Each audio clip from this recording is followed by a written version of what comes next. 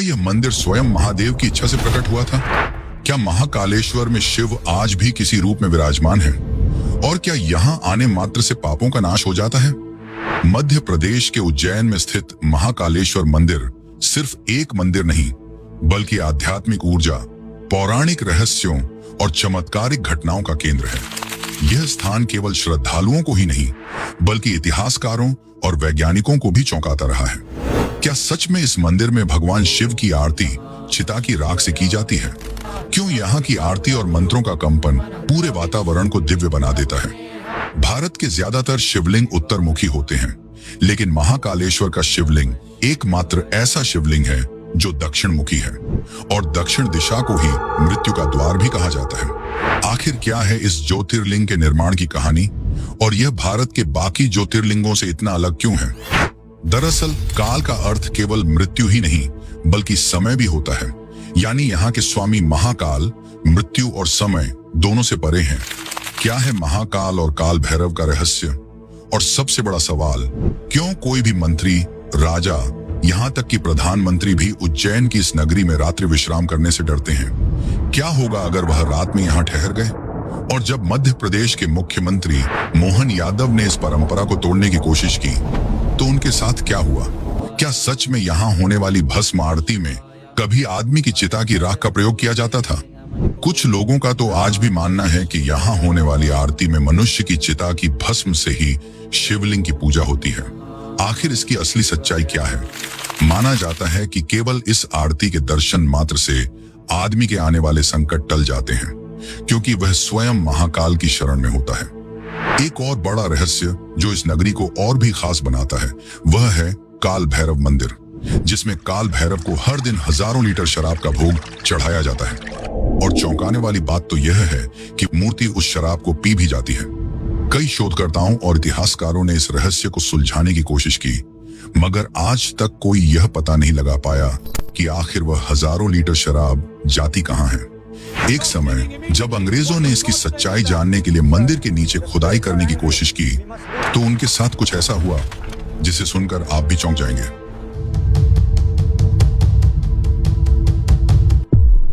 यह बहुत ही सुंदर और समृद्ध राज्य था, जिसमें राजा चंद्रसेन राज किया करते थे।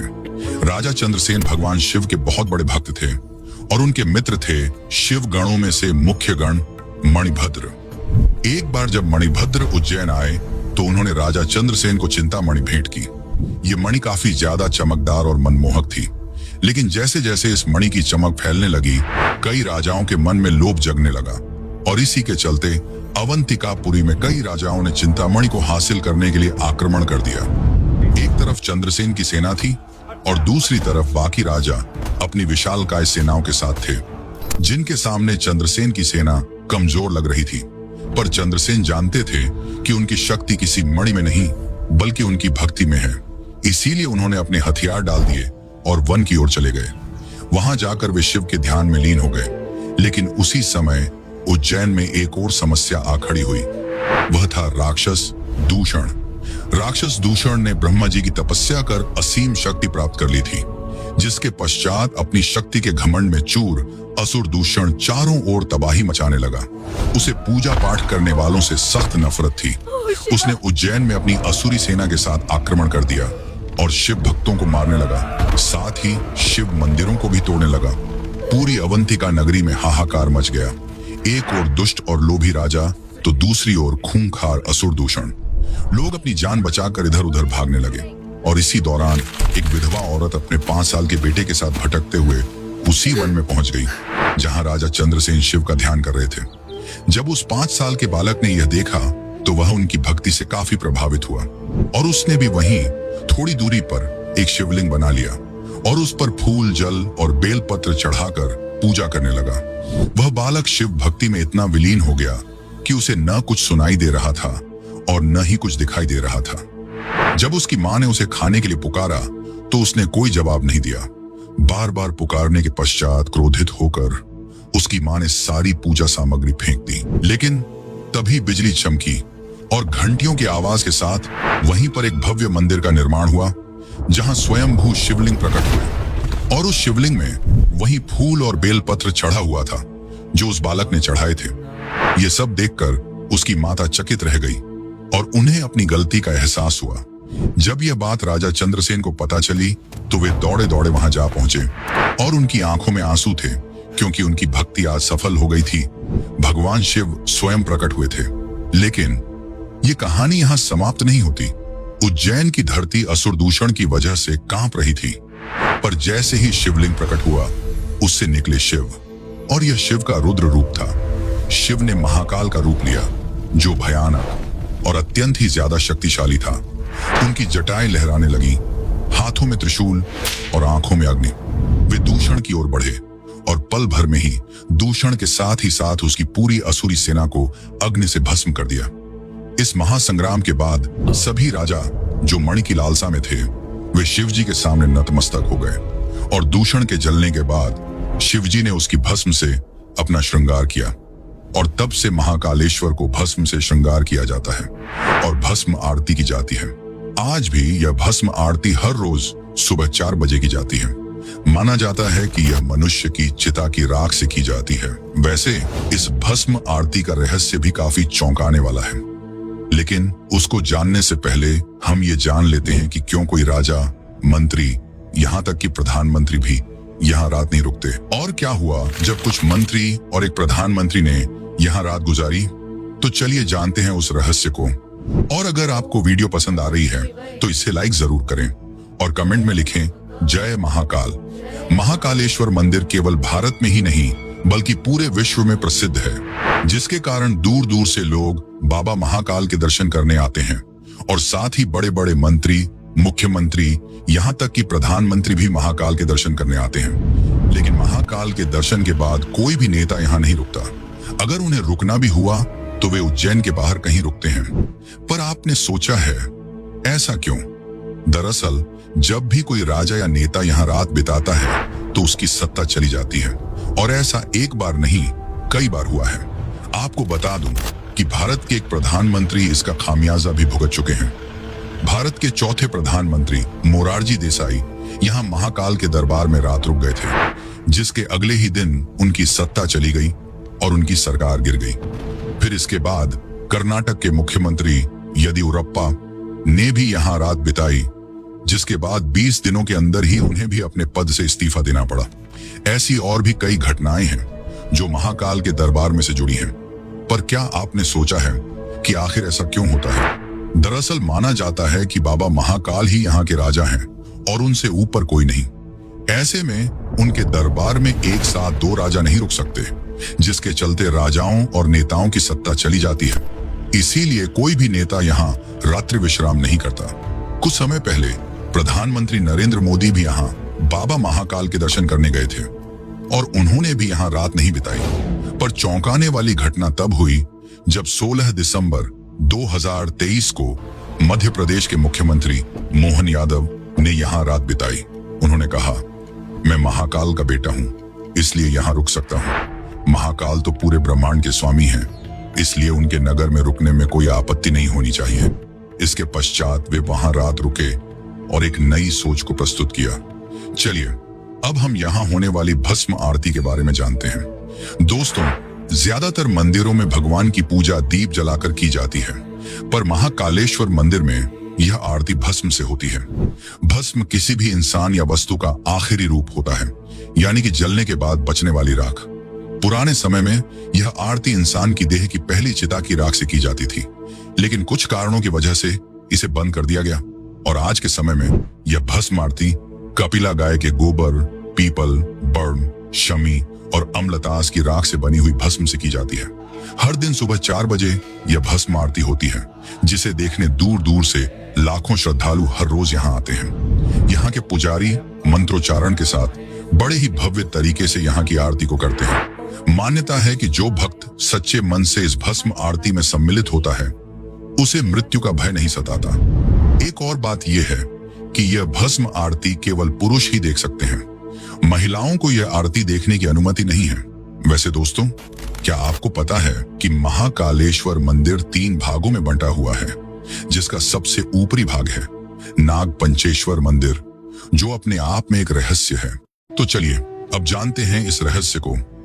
हिंदू धर्म में नागों की पूजा का एक खास महत्व रहा है।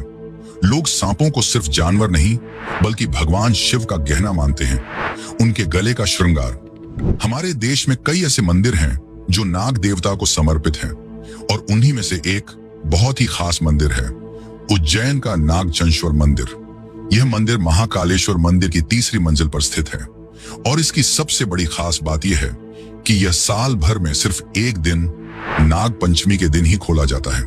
मान्यता है कि नागराज तक्षक स्वयं यहाँ विराजमान है और उनकी इच्छा थी कि उन्हें एकांत में पूजा जाए। इसीलिए मंदिर के पट साल में सिर्फ एक बार खोले जाते हैं और उसी दिन भक्त दर्शन कर पाते हैं। इस मंदिर में जो प्राचीन मूर्ति स्थापित है वह दुनिया में और कहीं देखने को नहीं मिलती। इसे नेपाल से लाया गया था और इसमें भगवान शिव, माता पार्वती, गणेश जी और नागों की बेहद सुंदर मूर्तियां एक साथ दिखती हैं। कथा के अनुसार नागराज तक्षक ने भोलेनाथ को प्रसन्न करने के लिए कठोर तप किया था। उनकी तपस्या से प्रसन्न होकर भगवान शिव ने उन्हें अमृत का वरदान दिया। तभी से नागराज तक्षक ने भगवान के सानिध्य में रहना शुरू किया, लेकिन उन्होंने यह शर्त रखी कि उनके एकांत में कोई विघ्न न डाले। इसी कारण केवल नाग पंचमी पर ही मंदिर के दरवाजे खुलते हैं। नागचंद्रेश्वर मंदिर सिर्फ एक मंदिर नहीं बल्कि आस्था, रहस्य और परंपरा का वह संगम है जो हर शिव भक्त को एक बार जरूर महसूस करना चाहिए। महाकालेश्वर ज्योतिर्लिंग की एक और खास बात यह है कि यह दक्षिण दिशा की ओर मुख किए हुए हैं। आमतौर पर शिवलिंगों की जल निकासी वाली दिशा उत्तर होती है, लेकिन यहाँ इसका मुंह दक्षिण की ओर है। इसी वजह से इसे दक्षिण मुखी महाकाल कहा जाता है और माना जाता है कि इसका यह रूप नकारात्मक और बुरी शक्तियों को खत्म करने वाला होता है। इस दिशा में स्थापित होने के पीछे कई धार्मिक मान्यताएं हैं जो इस शिवलिंग को और भी खास बनाती हैं। महाकालेश्वर को स्वयं भू ज्योतिर्लिंग माना जाता है, यानी यह शिवलिंग किसी ने बनाया नहीं बल्कि स्वयं धरती से प्रकट हुआ है। शास्त्रों में बताया गया है कि शिव 3 जगहों पर 3 अलग अलग रूपों में पूजे जाते हैं। आकाश में तारक लिंग, पाताल में हाटकेश्वर लिंग और पृथ्वी पर महाकालेश्वर लिंग के रूप में। उज्जैन को वैसे भी समय यानी काल की नगरी कहा जाता है और महाकाल को समय के नियंत्रक के रूप में पूजा जाता है। यही वजह है कि महाकालेश्वर ज्योतिर्लिंग को तीनों लोकों में विशेष स्थान मिला है। वैसे क्या आपको पता है महाकाल हर बार मौसम के हिसाब से भी अपना रूप बदलते हैं? तो चलिए अब जानते हैं उस रहस्य को और जानेंगे मंदिर के दूसरे भाग के बारे में। लेकिन उससे पहले अगर आपको यह वीडियो अच्छी लग रही है तो इसे अन्य शिव भक्तों को जरूर शेयर करें। उज्जैन में विराजमान महाकाल बाबा एक ही हैं, लेकिन वो अपने भक्तों को हर बार नए रूप में दर्शन देते हैं। हर त्योहार, हर मौसम और हर खास मौके पर उनका अलग अलग रूप में श्रृंगार किया जाता है।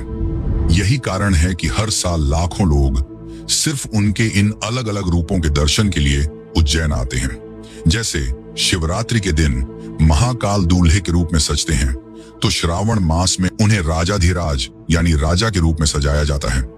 दिवाली के समय पूरा महाकाल मंदिर दीपों से जगमगा उठता है, तो होली में भगवान का आंगन गुलाल से भर जाता है। गर्मी के दिनों में महाकाल के सिर पर मटकों से पानी चढ़ाया जाता है ताकि उन्हें ठंडक मिले। वहीं कार्तिक मास में एक विशेष पूजा के तहत उन्हें पालकी में बैठाकर भगवान विष्णु को सृष्टि की जिम्मेदारी सौंपी जाती है। महाकाल के हर रूप में कुछ खास बात होती है जिसे देखकर हर भक्त भाव विभोर हो जाता है। यही वजह है कि उन्हें उज्जैन का राजा भी कहा जाता है और जब बात राजा की हो तो सम्मान भी वैसा ही होता है। यहाँ एक मान्यता है कि महाकाल मंदिर के सामने से कोई भी सवारी लेकर नहीं निकल सकता, चाहे वह घोड़ा हो या कोई वाहन।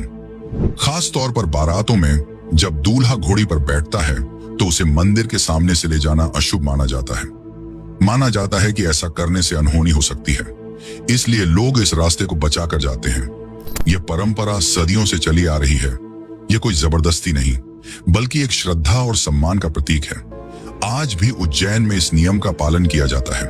भले ही इस पर कोई कानूनी या धार्मिक रोक नहीं है, लेकिन भक्तों के दिल में बसे सम्मान के कारण लोग खुद ही इस परंपरा को निभाते हैं। दोस्तों, जैसा कि मैंने बताया था कि महाकालेश्वर मंदिर 3 भागों में विभाजित है, तो उसका एक भाग है जूना महाकाल। तो चलिए जानते हैं उसके बारे में। महाकालेश्वर मंदिर के अंदर एक और शिवलिंग है जिसे जूना महाकाल कहा जाता है। यह शिवलिंग अपनी रहस्यमयी कहानी और चमत्कारों की वजह से आज भी चर्चा में रहता है। कहा जाता है कि पुराने समय में जब मंदिर पर कई बार हमले हुए थे, तब आक्रमणकारियों ने मुख्य शिवलिंग को नष्ट करने की कोशिश की थी। उस खतरे से शिवलिंग को बचाने के लिए पुजारियों ने असली शिवलिंग को हटाकर सुरक्षित जगह रख दिया और उसकी जगह एक दूसरा शिवलिंग वहां स्थापित कर दिया ताकि पूजा पाठ और रीतियां चलती रहें। जब हालात सामान्य हो गए और हमला रुक गया, तब फिर से असली शिवलिंग को वापस उसी जगह स्थापित कर दिया गया। लेकिन अब जो दूसरा शिवलिंग बच गया था, उसका क्या किया जाए? इस पर काफी सोच विचार के बाद पुजारियों ने उसे मंदिर के एक हिस्से में फिर से स्थापित कर दिया। तभी से उसे जूना महाकाल कहा जाने लगा, यानी पुराना महाकाल। आज भी हर साल महाकाल की सवारी से पहले सबसे पहले पूजन जूना महाकाल का ही होता है। यह परंपरा आज तक निभाई जाती है। हालांकि आमतौर पर लोग जूना महाकाल के दर्शन को नजरअंदाज कर देते हैं क्योंकि उनका ध्यान सिर्फ मुख्य ज्योतिर्लिंग पर होता है। लेकिन जो साधना और तंत्र की गहराई को जानते हैं, वह कहते हैं कि अगर आप महाकाल के दर्शन से पहले जूना महाकाल के दर्शन कर लो, तो आपके जीवन की हर रुकावट, हर बाधा खुद ब खुद भस्म हो जाती है। वैसे दोस्तों, उज्जैन में सिर्फ महाकालेश्वर ही नहीं है, बल्कि साथ में काल भैरव का एक ऐसा रहस्य है जो आपको चौंका कर रख देगा। तो चलिए अब जानते हैं उस रहस्य को। उज्जैन शहर से करीब 8 किलोमीटर की दूरी पर काल भैरव मंदिर स्थित है, जो करोड़ों लोगों की आस्था का केंद्र है। ऐसा माना जाता है कि जब कोई भक्त महाकालेश्वर के दर्शन करने आता है, तो काल भैरव मंदिर गए बिना उसकी यात्रा अधूरी मानी जाती है। मंदिर के पुजारियों के अनुसार इसका जिक्र स्कंद पुराण के अवंती खंड में भी मिलता है। काल भैरव को भगवान शिव का रौद्र और तांत्रिक रूप माना जाता है। वे तामसिक प्रवृत्ति के देवता हैं और इसी कारण उन्हें शराब का भोग चढ़ाने की परंपरा सदियों से चली आ रही है। यहाँ रोजाना सैकड़ों हजारों बोतल शराब चढ़ाई जाती है। लेकिन सबसे चौंकाने वाली बात यह है कि वो शराब आखिर जाती कहाँ है, यह आज तक कोई नहीं जान पाया। पुजारी जब शराब से भरा कटोरा मूर्ति के पास रखते हैं, तो देखते ही देखते शराब मूर्ति के होठों से गायब हो जाती है, मानो भगवान खुद पी रहे हों। ना मूर्ति में कोई छेद है, ना कोई पाइप, ना कोई सुराख, लेकिन फिर भी शराब खत्म हो जाती है। ब्रिटिश शासन के दौरान कैप्टन हंटर नाम के एक अंग्रेज अफसर ने इसे धोखा समझकर मंदिर की खुदाई और मूर्ति को तोड़ने की कोशिश की, लेकिन उसके हाथ कुछ भी नहीं लगा और कुछ ही दिनों में उसकी रहस्यमयी मौत हो गई। बाद में कई वैज्ञानिकों, पत्रकारों और विदेशी डॉक्यूमेंट्री टीमों ने भी इस रहस्य को समझने की कोशिश की। स्कैनिंग मशीनों, HD कैमरों और माइक्रोफोन तक लगाए गए, पर कोई सुराग नहीं मिला। शराब मूर्ति के पास गई और गायब हो गई। एक ब्रिटिश टीम ने इसे case of collective divine evolution कहा, यानी आस्था और चमत्कार का अद्भुत संगम। कुछ भारतीय वैज्ञानिकों और विक्रम विश्वविद्यालय की टीमों ने भी जांच की, लेकिन हर बार उन्हें खाली हाथ लौटना पड़ा। इतना ही नहीं, एक बार जब औरंगजेब के सैनिक मंदिर को तोड़ने आए, तो अचानक वहां कुत्तों का झुंड प्रकट हुआ और सैनिकों पर टूट पड़ा। सैनिक पागल होने लगे, एक दूसरे को मारने और काटने लगे। हालात ऐसे हो गए कि औरंगजेब को खुद अपने सैनिकों को मरवाना पड़ा और डर के कारण वह मंदिर को तोड़े बिना ही लौट गया। तो सवाल यह है, क्या यह सिर्फ एक मंदिर है? क्या यह सिर्फ एक परंपरा है, या फिर यहाँ कोई ऐसी शक्ति है जिसे हम आज तक समझ नहीं पाए? और यही वह सवाल है जिसका जवाब हम अगली वीडियो में तलाशने वाले हैं।